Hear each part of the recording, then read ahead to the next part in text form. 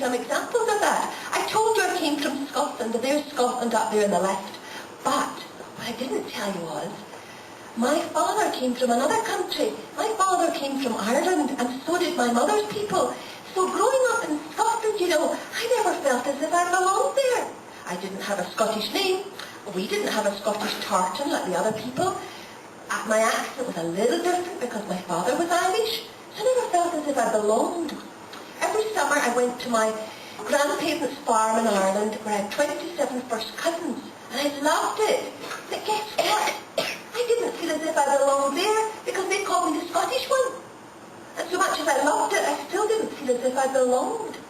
Well, I grew up and I met an American one day in my country, and he asked me to marry him, and I said yes. And then we went to live in another country called England. Well, England has a different history, a different culture, a different accent. And I didn't feel as if I belonged there. We stayed there for about 8 years or so, and we had 2 daughters, and then my husband got homesick for America, so we came all the way to America.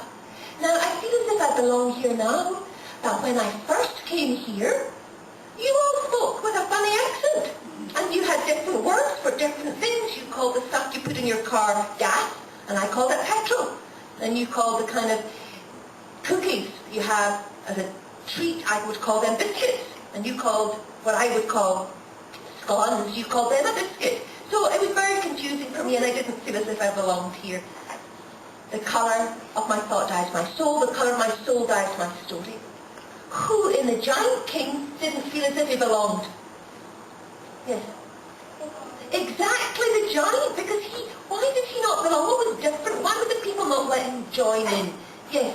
He was destroying all the Well, he was destroying all that, but why was he doing that? It was really because food. He didn't have any food. But why did the people not let him come and live with him in the first place, though? Yes.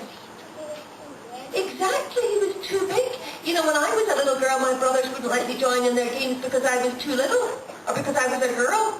There's no one in this room that's not had that feeling of not belonging. It's not a good one, is it? When people feel as if they don't belong, they can do mean things. So all of that crept into my book because I knew what it was like not to belong. And it came out in my Giant. Can be true in a kind of way. Well, what's true about the Giant King is that there is a goodness, a king, a queen in every single one of you. Look for the king and you will find it. That's what's true about the Giant King. Go to the next one. This is my favourite part of the story. And yes, writers have favourite parts of the story, because the other magic about stories is once it becomes published as a book, it's no longer mine. It becomes every reader there that picks it up and reads it, because it touches people's hearts in ways that I will never know. And this is my favourite part.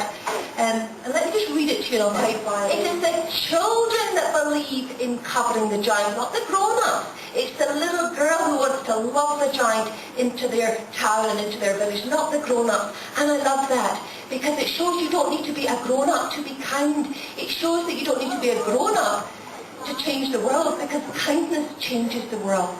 When I was a little girl, my favourite types of stories were fairy tales. Because in fairy tales, the impossible becomes possible. You know, the ugly toad turns into the handsome prince, or the pumpkin turns into the coach. Well, that part of the story that I showed you, the little girl took off her coat, that was impossible to cover the giant. But how did she make the impossible possible? What did she do? Yes.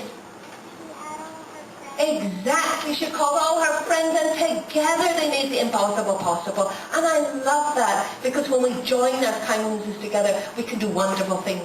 It's also my favourite part of the story, because the little girl, like Rabbie, is a dreamer. Now, when I use the word dreamer, what do you think I mean? It's got nothing to do with going to sleep and having that kind of dream. You keep dipping your ladle into that well, it never runs dry. The magic is, boys and girls, that inside each one of you, you have a magic well. It's your heart. Your heart doesn't just suddenly dry up by the time you're 10 or 15 or 30, unless you decide to stop using it. As long as you use it, the more that you love, the more there will be to love. My grandmother had 9 children, my mother had 3. But my grandmother didn't love her 9 children any less than my mother loved her 3. And that's the magic of love and creating and inventing. The more that you love, the more there is to love. The more you invent, the more there is to invent. And the more you create, the more there is to create. I don't just suddenly reach a point where I think, well, that's it. I've thought of all the stories I can ever think of. No! The more I write the stories, the more ideas I get for stories. And there's another word for this. You're going to learn another Latin word. And this word is infinite. Now, this time, at the beginning of this word, in doesn't mean into, it means no. And the next one, finere, means no end. So infinite means no end. Love is infinite. Creativity is infinite. No end. The next one, thank you. Okay, so love inspires. That's what's true about Inventor McGregor. Remember I told you fiction can be true? Well, there was no Hector McGregor, but it is true that love inspires us. And the next one? Okay, this is my favourite part of Inventor McGregor. Remember